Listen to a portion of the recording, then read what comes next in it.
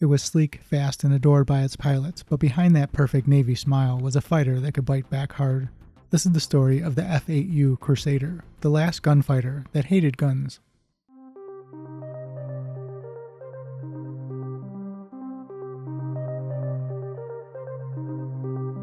I'm Bill, and this is Buffalo Air Park. Let's dive in. You know, every once in a while, the Navy manages to build a fighter jet that pilots fall in love with and simultaneously fear for their lives in. The Vought F8U Crusader was exactly that kind of machine. Beautiful, fast, agile, and occasionally trying to kill you. They called it the Last Gunfighter. The pilots called it the Satyr. Some even called it the Gator because the intake sat so low to the deck it looked ready to bite someone. And make no mistake, the Crusader was a beast. Sleek, nimble, and blistering quick. It became the first carrier jet to break 1,000 miles per hour and claim the best kill-to-loss ratio of any U.S. fighter in Vietnam. Pilots adored it. They called it the sports car of the fleet. Commander James Stockdale even logged over 1,000 hours in it, the first pilot to ever do so. But as it turns out, the Satyr's good looks came with a few homicidal personality traits. The last gunfighter that rarely fired its guns. Let's start with that nickname, the Last Gunfighter. Sounds heroic, right?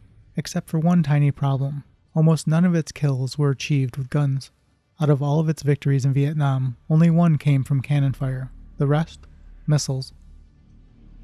You see, those four 20mm Colt Mark 12 cannons were notoriously temperamental. They jammed if you pulled more than 3.5 Gs, sometimes refused to charge, and occasionally decided to just not fire at all. By 1966, 3 out of 8 dogfights ended with Crusader pilots pulling the trigger and hearing nothing but crickets.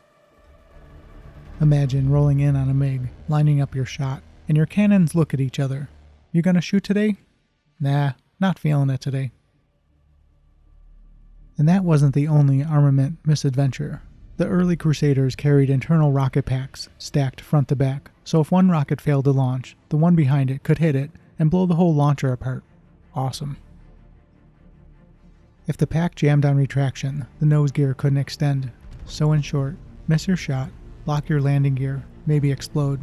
It's fine. Everything's fine.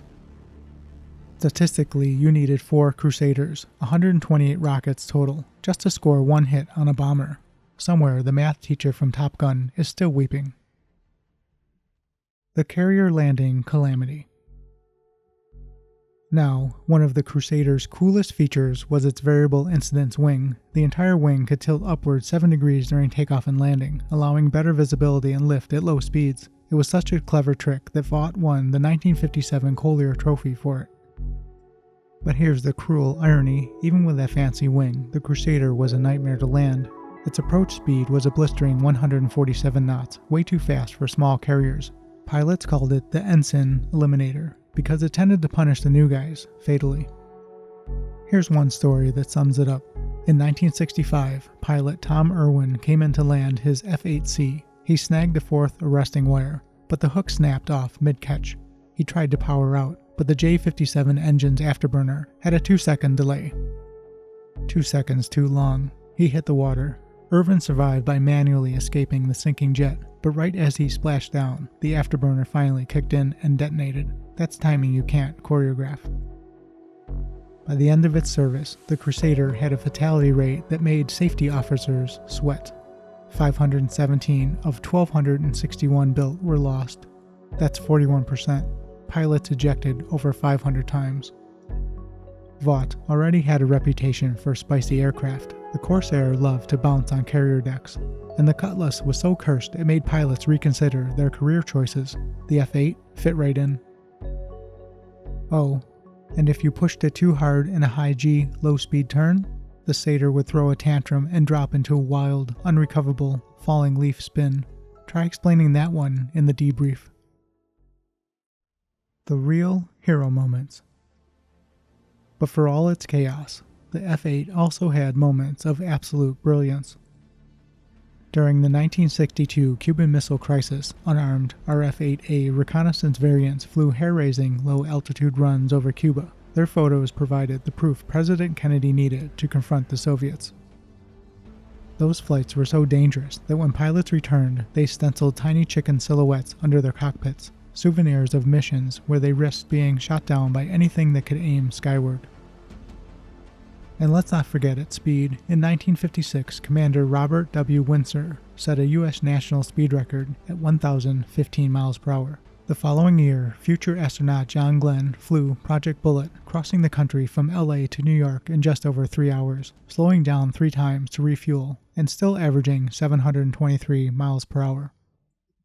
So yeah, the F8U Crusader was part thoroughbred, part death wish.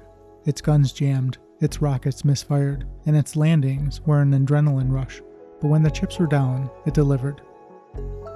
As the saying went, when you're out of F8s, you're out of fighters. Just make sure those wingtips aren't still folded up before you launch, because somehow that actually happened. And that wraps up another tale from aviation's stranger side. Until next time, keep your eyes on the skies.